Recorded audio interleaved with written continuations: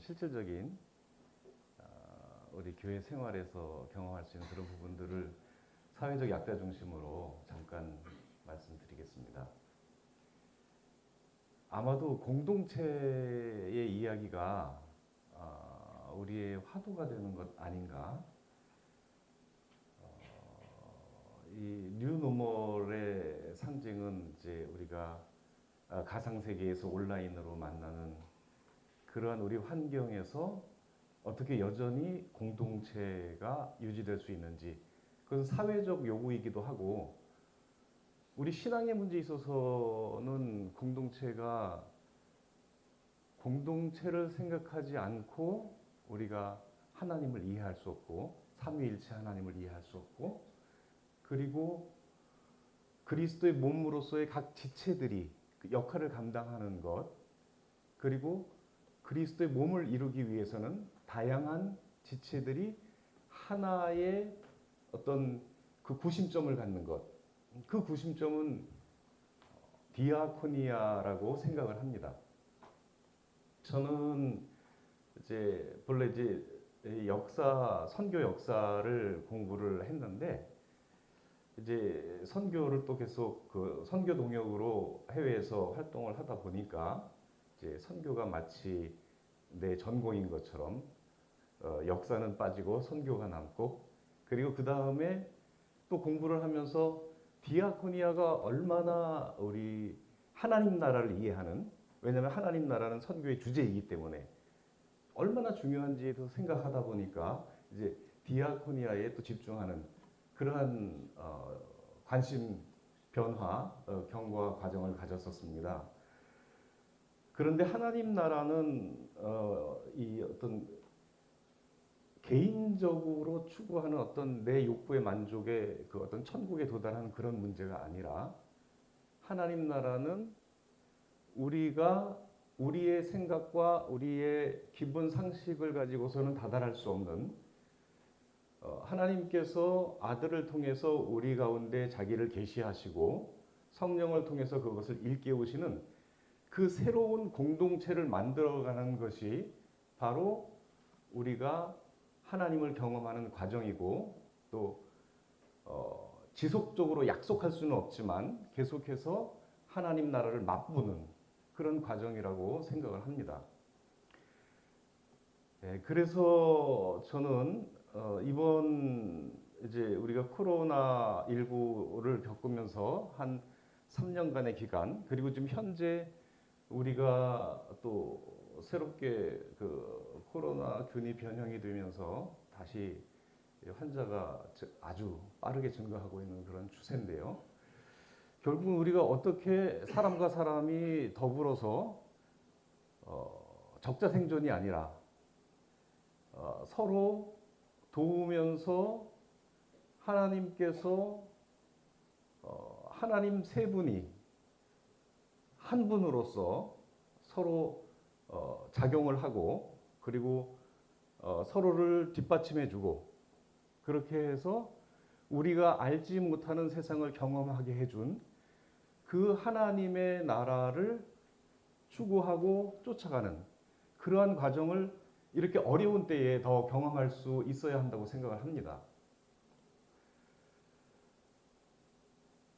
저는 지난 20년 정도 한 교회에서 장애인부를 같이 이끌어가면서 그렇게 시간을 보내왔습니다.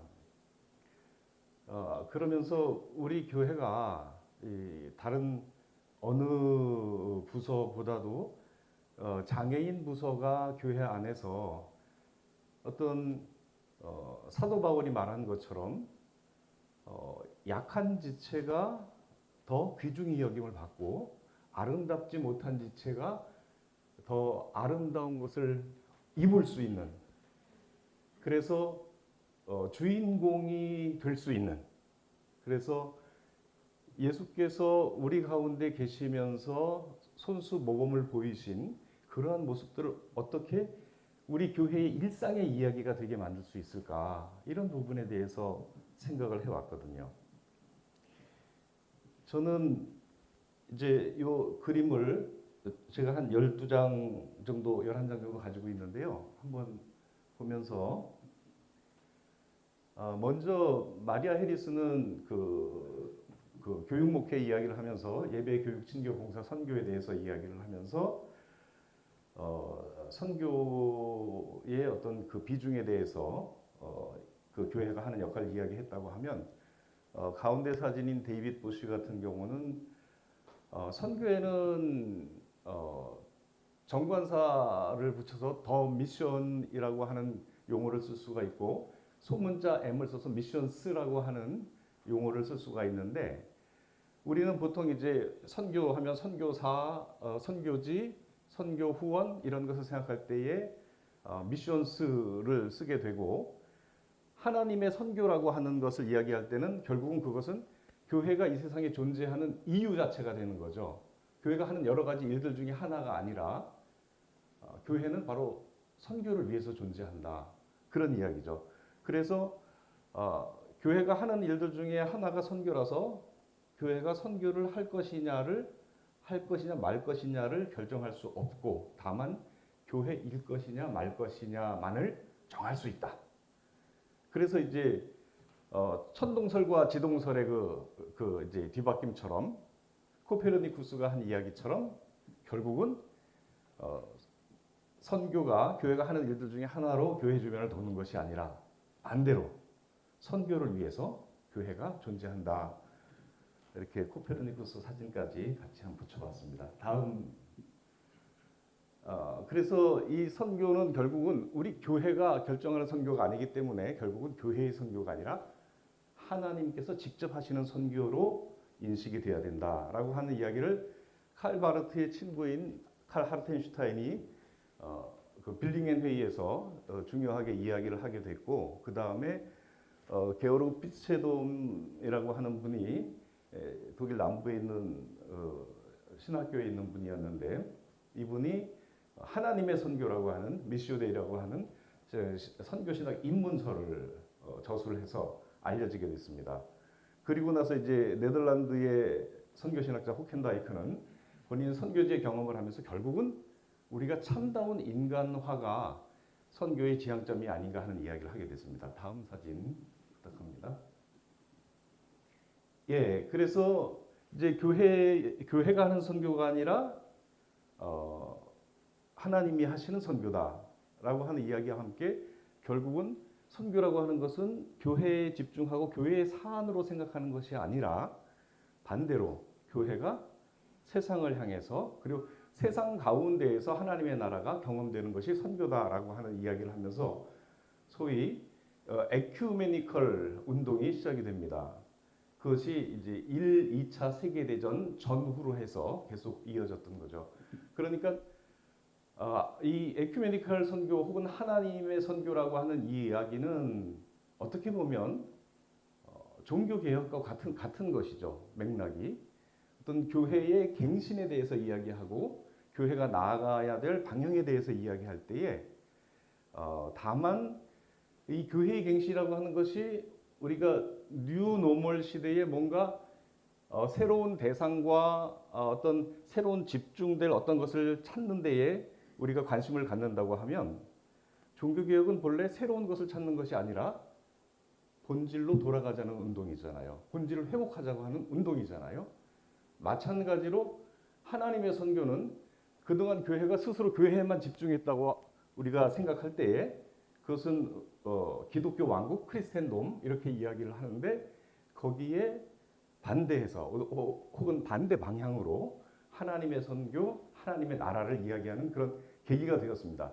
그때 이제 아까 방금 이 앞에서 소개해드린 호켄다이크가 이제 인간화에 대해서 이야기했을 때 인간화에 대해서 우리가 그동안에 미전도 종족에 대해서 이야기하다가 왜 갑자기 지금 이 사회운동 같은 이야기를 하느냐라고 하면서 거부 반응을 보였을 때에 이제 로잔 대회로 연결이 되죠.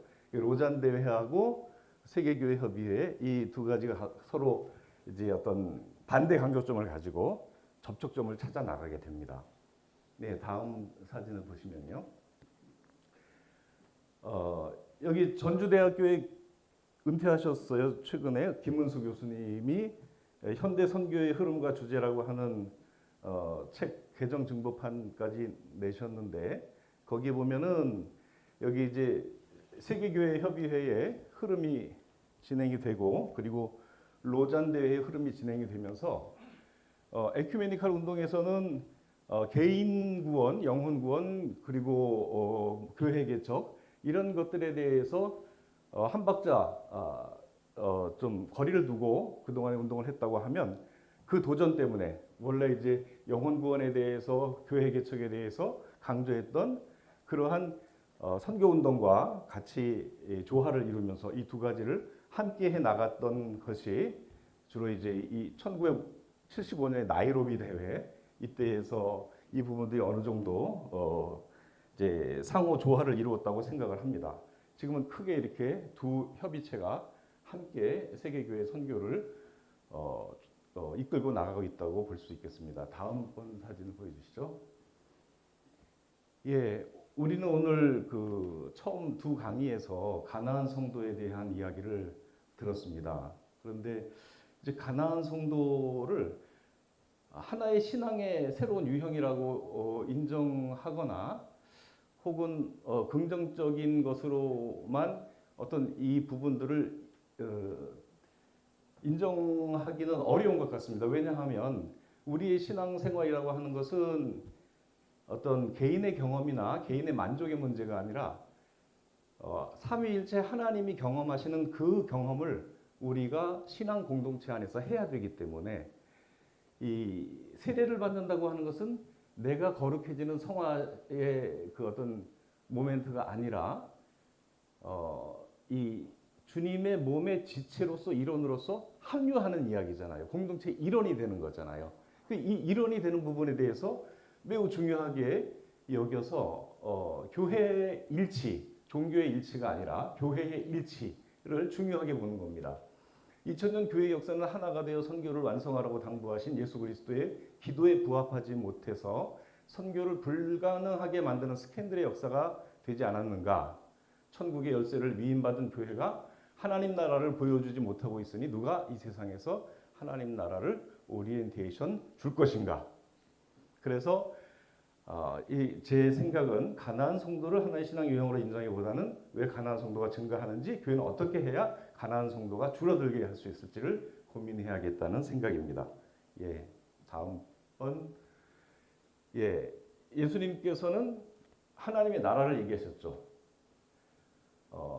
그 슈레더하고 베반스라고 하는 가톨릭 신학자가 쓴 그 선교학 그 교재를 보면 거기에는 우리가 예수의 복음을 많이 이야기했어야 되는데 예수에 관한 복음을 많이 이야기한 것 같다. 예수님은 누구시다라고 많이 이야기했지만 예수님이 정작 말씀하신 하나님 나라에 대해서는 소홀히 전하지 않았는가 이런 질문을 했습니다.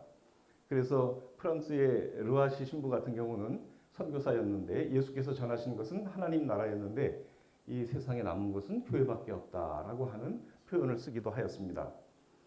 그러니까 교회의 머리이신 예수는 디아코노스로 스스로 말씀을 하시죠. 제자들에게 나는 여러분 가운데 섬기는 자로 왔습니다라고 디아코노스라고 스스로의 정체성을 이야기했는데 교회가 이 디아코니아라는 말, 디아코노스라는 말을 소홀히 한다면 교회답지 못하게 되겠죠.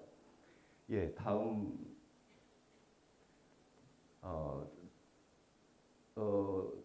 예수님은 하나님과 동등됨을 취할 것으로 여기지 아니하시고 자기를 비워서 종의 형체를 가지사 사람같이 되셨고 사람의 모양으로 나타나셨다는 그렇게 하기 위한 결정 자체가 이미 그 복음의 어떤 핵심으로서 디아코니아 우리에게 온 하나님의 나라의 비밀을 이야기할 수가 있고 그리고 그분은 철저히 의존적인 존재로 오셨다는 것 그래서 사람의 손에 의해서 먹여야 되고 기저귀를 갈아줘야 하고 또 세상에서 세리와 죄인들의 친구로 지내시면서 도움을 받는 자들 가운데 계시면서 영접을 하시고 또 도우도록 보내시고 하는 이중 임재의 모습을 보이셨다.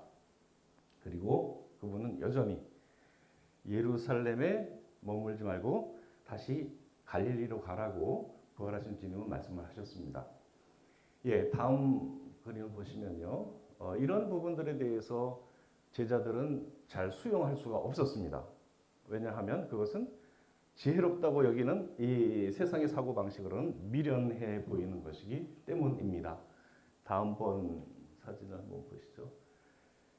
예, 그래서 우리 디아코노스의 몸인 우리 교회는 약하게 보이는 몸의 지체가 도리어 요긴하고 몸에 덜 귀히 여기는 그것을 더욱 귀한 것들로 입혀주며 아름답지 못한 지체는 더욱 아름다운 것을 얻는다는 이것에 대해서 하나님은 우리 성경 말씀에 보면 여러 모양으로 이러한 상황들이 전개될 때마다 기뻐하시는 모습을 우리가 볼 수가 있고요. 그래서 우리는 섬김을 받으려고 하는 기독교 왕국을 지향하지 말고 섬기는 하나님 나라를 지향해야 된다. 이렇게 얘기를 좀 정리해 볼 수가 있겠습니다. 마지막 이제 저희 교회 여기 장애인부 사진이고요. 그리고 한 9년 정도 디아코니아 공부를 열심히 성경 공부를 해서 36학점을 취득하고 교회 안에서 그리고 명예로운 졸업장을 받은 그런 1년 반 전의 사진이고요. 그리고 이제 이것을 우리만 경험하는 것이 아니라 의정부에 있는 어느 교회에 또 인큐베이팅 운동을 하고 있습니다. 그렇게 해서 이것을 자꾸 같이 경험할 수 있도록 그렇게 해보고 있습니다. 제가 5분짜리 영상을 장애인주의 메시지로 가지고 있는데요. 이것을 보시면서 마무리하도록 하겠습니다. 4월은 5월을 대동하기 위한 아픔의 계절인가 봅니다. 누구라도 요즘은 꽃샘추위를 느끼지요. 4월 22일은 장애인 날이고 그 주간에 이어있는 교회는 장애인 주의를 지킵니다. 우리 교회는 95년도에는 장애인 선교회가 시작되었고 2009년도에는 장애인 교육부가 같이 하게 되었습니다. 더사랑부는 선교회가 아니라 교회학교에 해당하는 하나의 성인교육부서입니다. 그래서 현재 2022년에 더사랑부는 재직회 장년위원회의 한 교육부서가 되어 있고 장애인 선교회는 다른 선교회들과 마찬가지로 선교를 위한 자치회입니다. 그리고 장애인 선교부가 재직해 선교위원회에 신설되면서 이 장애인 선교부는 우리 교회가 장애인 단체들과 교섭하고 선교하는 일에 참고가 되었습니다. 더사랑부는 현재 카카오톡을 통해 매일 말씀 묵상을 함께하고 있습니다. 벌써 5년째 24명이 활발하게 말씀을 교류하는 가운데 느슨한 성도 간의 공동생활을 경험하고 있습니다.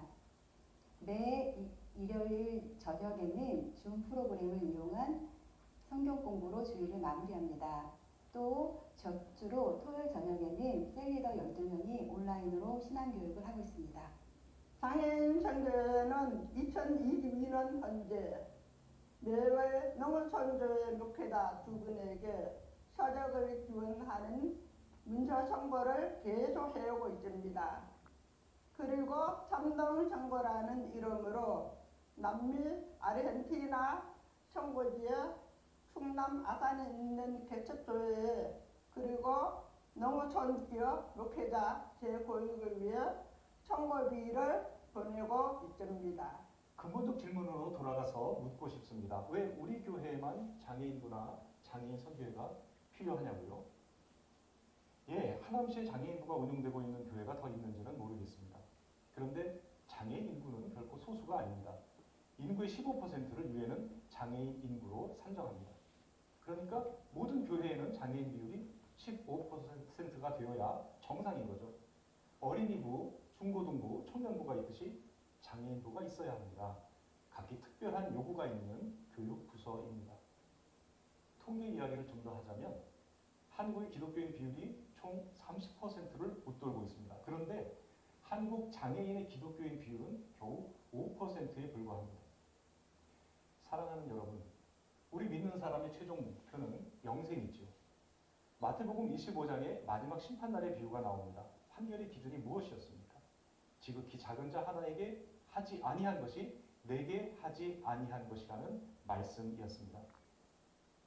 사회가 교회보다 앞서가고 있어요. 유엔은 장애인과 더불어 사는 모델을 배제의 사회를 넘어서 통합사회로, 그리고 통합사회로부터 포용사회로 가는 모델을 제시하고 전 세계 국가들이 여기에 서명하고 실천할 것을 요구하고 있습니다. 이 포용사회라고 하는 것은 모두가 있는 모습 그대로 그 자체로 인정받는 것입니다. 누군가가 무엇이 부족한 존재가 아니라 그 모습 그대로 완전체라고 받아들여지고 출생부터 사망까지 함께 어울려 살아가자는 사회적 약속입니다. 서로 익숙해지고 편 가르는 습관을 버리자는 것이죠. 이거 참 신앙적인 발상 아니겠습니까? 하나님은 실수로 장애인을 내지 않으셨습니다. 요한복음 9장 말씀처럼 하나님이 하시는 일을 나타내고자 하신 일입니다. 고린도후서 12장 말씀처럼 눈이 손더러 내가 너를 쓸데없다고 하거나 또는 머리가 발더러 내가 너를 쓸데가 없다고 하지 못하리라. 그뿐 아니라 더 약하게 보이는 몸의 지체가 도리어 요긴하고 우리의 몸에 덜 귀히 여기는 그것들을 더욱 귀한 것들로 입혀주며 우리의 아름답지 못한 지체는 더욱 아름다운 것을 얻는다고 말씀합니다.